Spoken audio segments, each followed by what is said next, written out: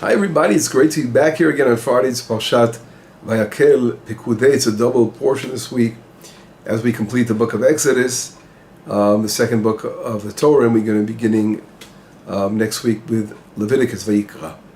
In addition, it's one of those special readings called Parashat HaChodesh, where we read about the new moon, the sanctification of the new moon, which was done by Israel by testimony.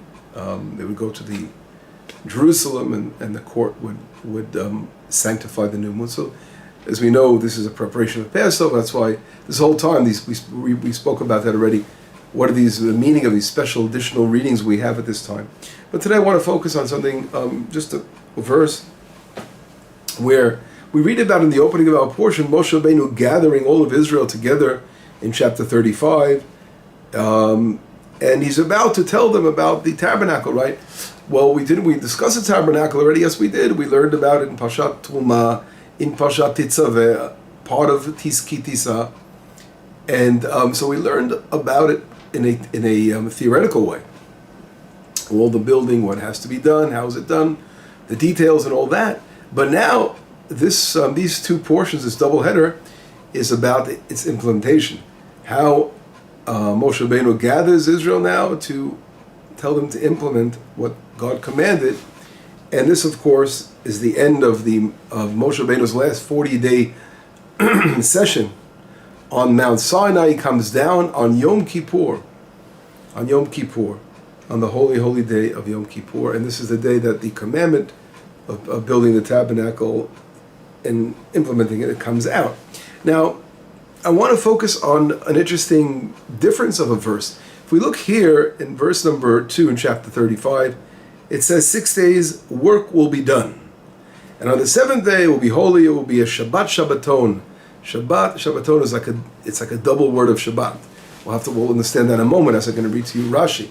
But first of all, we have two questions. Number one, what does it mean work will be done for 6 days, and on the seventh day you will rest?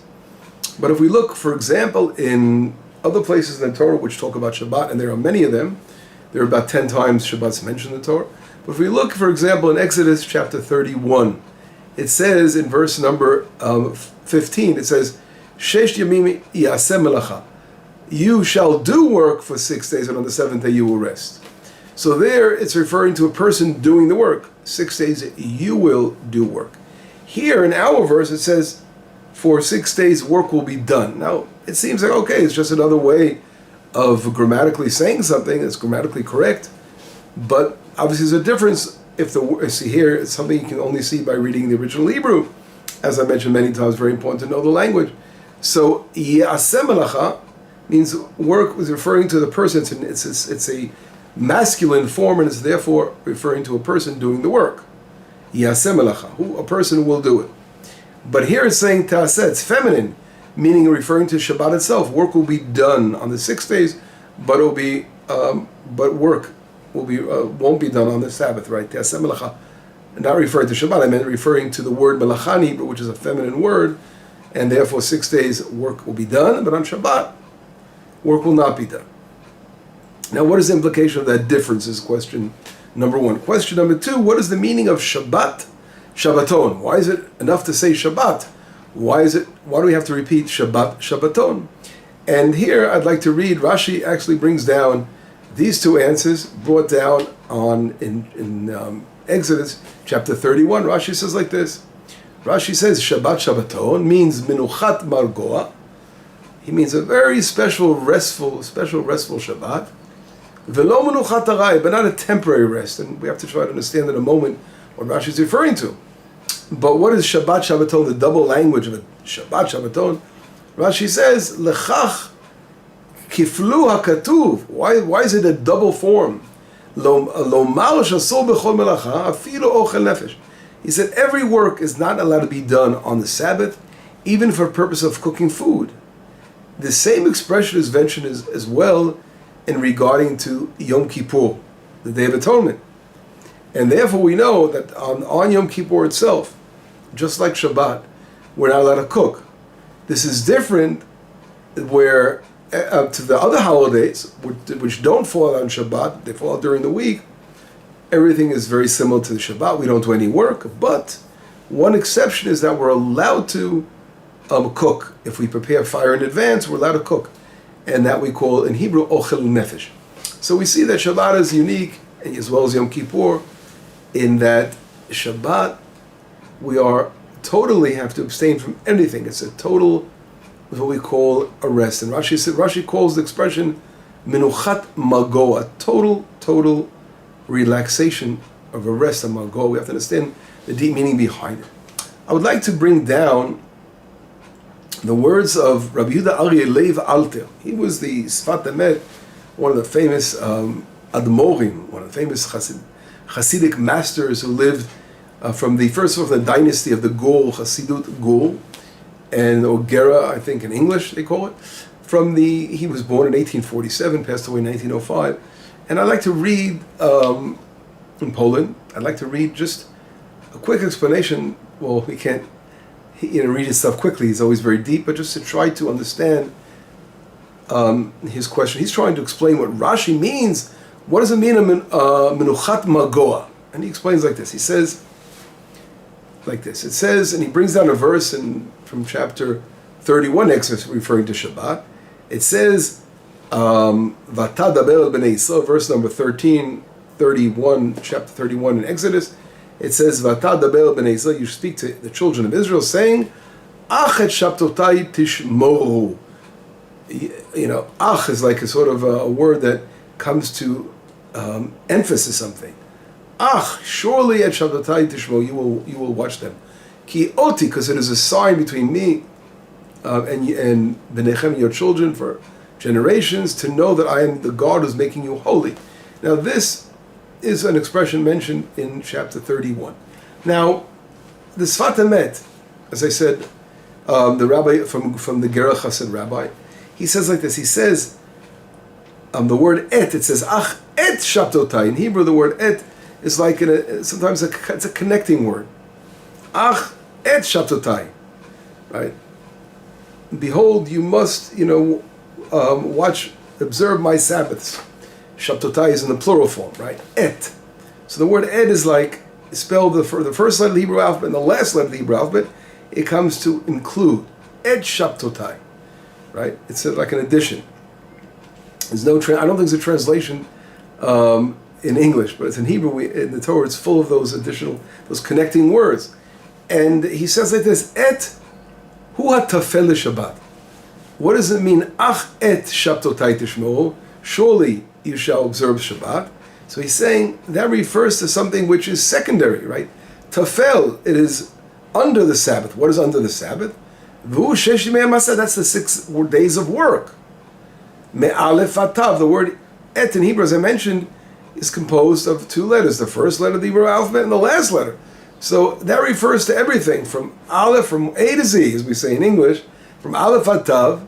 Those are the 6 working days. So those are totally below the Sabbath, right? So the Sabbath is above them. They are secondary, right? Secondhand in importance, of course, to Shabbat.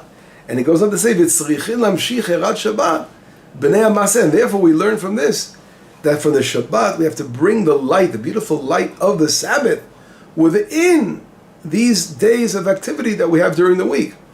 And now he gets to the question of Rashi. He says, "The Rashi perei Shabbat Shabbaton." Rashi explains what is Shabbat Shabbaton, that double language. And he says, "Minuchat magoa v'lo raya," a special day of rest and not temporary. And he says something very, very interesting. We have to pay attention to what he's saying. He says, "Yitachen gam ken lefaresh shelo yeh menucha lefi sha'ah." He's trying to say, like, another deep understanding of Rashi is that we can understand what does it mean menuchat magoa.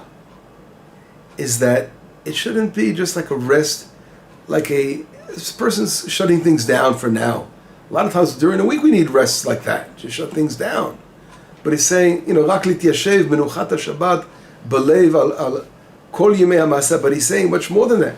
That we have to place the rest of Shabbat in the hearts of every single days of our actions. And in other words, everything we do, we always have to have Shabbat in mind. Shabbat is like a peak of the week that we want to reach. And everything we do, we have to have in mind that Shabbat is focused on, is our focal point of everything in our lives. And that is the mountain that we have to climb throughout the week, our focal point is always in Shabbat, and we know this is reflected in Jewish law. When we have something during the week, we go to a store, we find something really special, we say, let's save it for Shabbat, because Shabbat is always our goal, and Shabbat, of course, is reflects upon the world to come. It's a taste in this world of what the world to come is all about, that beautiful Shabbat. And he's saying that is what's called Shabbat, Shabbaton Menuchat Magoa, a very special day rest. It's not like anything else. It's a rest where we are totally reaching our peak of connecting to the, to the light, to the special divine gift and our source of what Shabbat is all about. And he goes on to bring down, he explains, the Radak Peresh, Shabbaton Otiyot Nosafot Laktin Amila. Radak is Rav David Kimchi, one of the Rishonim in the Middle Ages, who explains the word Shabbaton has like an additional non at the end of it. That form, he's saying, those additional letters mean to take away, to subtract from something. We want to say, for example, someone is like a slang word used, but they use that same form. I mean, it's turning something into smaller. It's minimalizing someone. You want to make someone sort of belittle him. You can call him. You add a vav nun to his name. For example, my name is Moshe. So if you want to belittle me, you would say Moshon. You try to take, subtract from the person in that way. So it's saying it's subtracting something. And he brings down an example of we know that the terrible tragedy of Amnon, who raped the sister of Avshalom in the Bible, and he was called Aminon in the Bible to belittle him after what he did. So he's giving an example, but here it has a different obviously meaning. Why is Shabbaton have the additional to subtract? Because we know there's a special law regarding the Sabbath that we always take it in a little early.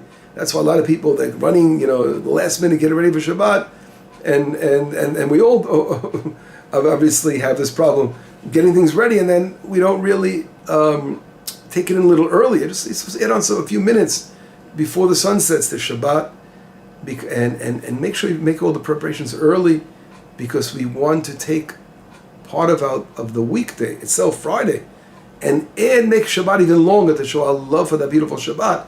So therefore, Shabbaton means, he's saying a very interesting explanation, is that we're taking away from the weekday, and we are adding it and turning that into Shabbat. So we are diminishing, the week and adding more Shabbat power out of it and turning it into Shabbat. It's a very, very beautiful explanation. And then he goes on to say, he says, V'yesh lomar od otu hu hamshachat ha'arat ha'Shabbat b'mei ha'maseh. Right. So what is the ot? Et. He's saying it's very, very, very interesting. I said before that it says et ach et shabtutai tishvu. You will surely observe my Shabbat. And he's saying that the letter et, in reality, is hinting to that ot. Et becomes an ot. What does an ot mean? A sign. Et, so the weekdays, which refer to Aleph Atav, eventually are turned into the sign. What is our sign? The Shabbat itself, which is fascinating explanation. He's saying that the Aleph Tav, how do we turn the word et in Hebrew to the ot, to the sign? You add one letter of vav. What does the vav mean? The connecting letter. The vav is the letter that we connect things in Hebrew, and it's a letter of connecting. And that therefore we're showing that we're cleaving the veikut, he says. Ki zo havav hu adveikut yimei ha'maseh b'Shabbat. Right? So the vav shows how we are connecting our work days with the Shabbat. And we're showing how everything in our mind is to reach that margot, that beautiful, restful, special, spiritual experience of the Shabbat. We totally shut down everything and we do no work. Only our focus is only on the Shabbat itself. That we rest from all our deeds, and his heart will be totally focused on divine service. And from every Shabbat we have to have a memory, not to turn our work into our only action, right? But to remember, Shabbat is supposed to connect us before and after. So we are, right now we're going to have a beautiful Shabbat ahead of us, and then during the week we are drawing energy from the Shabbat, and then at the same way we're going to think about the future Shabbat. So Shabbat has a very, very powerful influence on our lives, and it reflects, of course, what the world to come is all about. And these are the beautiful words here of the Sfat Emet of Shabbat Shabbaton. I'd like to get to the other question I asked. Why does it use the word, the feminine word, te'aseh? Work should be done by its. Work should not be done on Shabbat, but only on the 6 days work shall be done. Now here is a beautiful explanation of the Amek Davar, of the Netziv, of Naftali Tzvi Yehuda from Berlin. We spoke about it many times in my classes, and he brings down a very interesting idea which has to do with a little bit understanding Jewish law, and I'll try to explain. He says like this. He says, "Shesh yemim taseh melacha, le'el befashat ki tisa k'tiv yaseh melacha." He goes in the portion I mentioned before, 31 in Exodus. It says yaseh melacha, meaning referring to a person doing the work. V'imkein mashmo el oseh melacha, which refers to people doing it, right? Aval kan k'tiv teaseh, but here it says teaseh. Yes, that exact question we spoke about. V'kaya la melacha b'lashon nekeva, which is a feminine form. The work should not be done. אם כן ניתן להבין שאפילו להתחיל במלאכה ויגמר מעצמו בשבת קודש דמותה על פי דין תורה בכל מקום במעשה המשכן. So he has a very interesting insight. And what are we talking about now? Rashi says, why are we bringing down now this whole thing of Shabbat again over here before the tabernacle? He's ready to explain all the laws of doing the tabernacle. Go ahead and implement it already. But first Shabbat. Why? Because 6 days of work, when we go ahead and we work towards the building of our tabernacle, we have to realize that when Shabbat comes, everything stops. No work even for this holy purpose while building our tabernacle. No. On the Sabbath takes precedence over everything, and everything shuts down, and we will do no work. And as a matter of fact, we learn out what is work. Why, for example, on the Sabbath we have meticulous laws relating to even carrying things outside of a house to the street. We don't do on the Sabbath if there's no eruv, there's no fence. Why? Because that was the work. The work is defined not by what people think work is all about, but what the Torah defines as work, the Mishkan, the tabernacle. And all these different forms of 39 different kinds of work must cease when it comes to building the tabernacle. So here, the Netziv of Elazar adds something fascinating. He says, why does it say the second time work shouldn't even be done? Because what happens here, if you actually set something into play before Shabbat, right? For example, you wanted to, building the tabernacle, you wanted to, let's say, put dye on the curtains, and you place them before the Shabbat entered the Shabbat. You would place it and try to get it ready for the Sabbath itself. Try to get it ready before the Sabbath entered, and you wanted the dye to be absorbed into the curtains, into the semer. Semer is the wool. So if you did it before, he's trying to say something very interesting. If you actually prepared it beforehand, and on Shabbat you just left it do on its own, you didn't do anything. He said it wouldn't be honoring the Shabbat on the Sabbath. If anything, for the sake of the Mishkan, for the tabernacle, would be done in that fashion, even if no one would do any work, you wouldn't be committing a violation against the Sabbath, because you're just letting your vessels do the job, and they're absorbing. I'll give you an example. They're absorbing color, for example, the wool. He said for the tabernacle purposes that would not be allowed. And why? Because he's saying it wouldn't be honoring; it would be dishonoring the Sabbath. A very fascinating thing. And he brings down, I want to continue reading his language. He goes on to say, "She'ein kvod hamishkan, she'itchalel kedushat Shabbat al yada," because that's not honoring the tabernacle, right? It's not honoring the tabernacle. I'm sorry, ein kvod hamishkan. The honor of the tabernacle doesn't push aside the fact that Shabbat should be dishonored because of the honor of the tabernacle. So Shabbat rides it, and even without doing a sin, because I told you there's no sin by letting it be absorbed, the color before the Sabbath. And he brings down something very interesting. He brings down a Tosafot, one of the commentaries, the middle-aged commentaries, referring to what happens, God forbid, if someone passes away on the Sabbath, and they have an opportunity if someone who's not Jewish who's willing to bury the person, and Tosafot says no, it's not to be done even if they totally take charge and do it. Why? Because it's a dishonoring of that person knowing that work was done on his behalf to bury him on the Sabbath, even though he didn't do anything and he's already passed away. He doesn't have any commandments anymore, right, to follow. But knowing, and he's not him doing it, obviously, he's passed away, but someone doing it, who's allowed to do it, it still would be dishonoring him for that. Now this concept, he's bring an example down. The same thing when building the tabernacle. Even if the work would be done in a fashion which would be allowed to be done, automatic, set it on automatic mode. Let's say you had a machine, we have things like that, right? Everyone has machines and they leave it going and it does the work on the Sabbath itself. But he says, no, here, since there's no reason for it benefiting on the Shabbat itself, it's dishonoring the Shabbat, and therefore, even for something as great as building the tabernacle, that would not be considered allowed. And therefore, it says, Lo te'aseh melacha, work should not be done, means even in a passive way, it shouldn't be done, although no one's doing it, because that's dishonoring the beautiful Shabbat. Now here I'm not going into intricate laws, because there are certain things we're allowed to do, leave it going before Shabbat, and if we're going to benefit from Shabbat itself, I'm not going to go there now, it's very, very detailed laws, but here this is relating the tabernacle.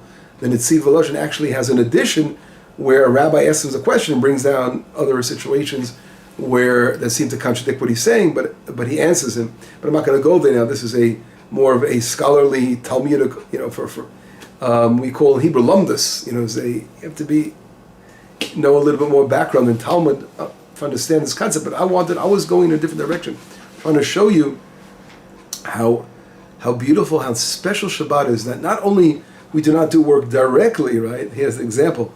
But even anything that could dishonor the Sabbath, we have to stay away from that. And it's so important to realize how the importance of Shabbat in our lives, how everything shuts down and we allow the Shabbat to come in and we connect to the spirituality of the day and to the beauty of this gift Hashem has given us to His people Israel as an everlasting inheritance. Right? Oti b'ni u'enechem l'dorotechem. That's a sign between me and your children forever. The Shabbat. And we get a gift of touching and tasting the world to come, which is literally, the Shabbat is so connected. It's a little taste of what the world to come is all about. It's so special. So, just wanted to share with you this idea about the beauty of Shabbat, the Sfat Emet, and the Netziv Volozhin, who clarifies just in the verse itself that specialness, even here when we're talking about our greatest gift of all, building our tabernacle, building our temple, but Shabbat is greater than anything, and nothing stops. Nothing overrides Shabbat. Shabbat, the world has to stop. Of course, for the people of Israel, it's our mitzvah, our commandment that we must abide by. And other people are allowed to work on Shabbat, but we can't. And that is reflected so powerfully here within the verses of the Torah. Shabbat Shalom, let's have a beautiful Shabbat. Shabbat Shabbaton, a Shabbat of rest, and we will connect to our true deep root source. Shabbat Shalom.